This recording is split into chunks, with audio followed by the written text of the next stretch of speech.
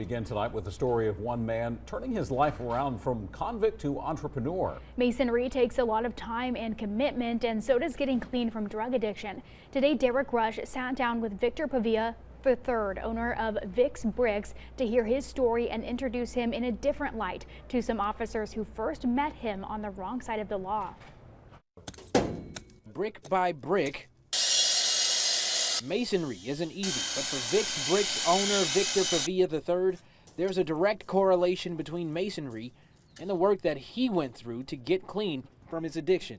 It just kept escalating and escalating, pills. I started dabbling with cocaine and everything. Pavia says he spent much of his life in and out of the Craven and Carteret County correctional facilities battling drugs and alcohol since 16 years old, but says constant reintroduction to treatment programs and the unfortunate loss of his mother made him realize enough was enough. So it took me like probably about 6 years to complete a 3-month program.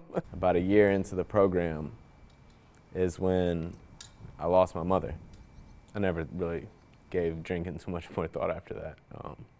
Don't get me wrong, I've had my slip-ups. I've had ideas and stuff, but every time it comes back to the idea that, you know, I bet my mom thought she could have one drink. I can't. And now. Did she? Yes, sir. She was the one that would be coming up here to visit me. Right. What's your dad doing now? He's meeting Craven County Sheriff's Office Major David McFadden on the other side of the law. And it's just fascinating to hear Victor talk about the path that he took, and he's one of those persons who made it. While he was no longer behind bars when he received his treatment, that option is now available. McFadden says recent funding on the state and federal level have now awarded the jail to provide minimal security inmates with more of the moral recognition therapy, or MRT, and other treatment resources on site at the jail, as opposed to continually having to outsource resources to get treatment for addicts, whether through hard work on the job. I want to give back what I was given. Or while rehabbing in the detention center. Both groups are providing others hope, brick by brick. Me,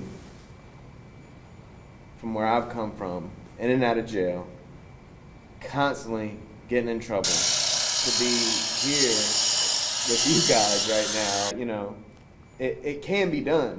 It can totally be done. In Craven County, Derek Rush, WITN News. In addition to treatment resources, the Sheriff's Office says it has also hired a jail navigator who can better assess inmates' needs who suffer from substance abuse and addiction and determine what treatment resources are best catered to them.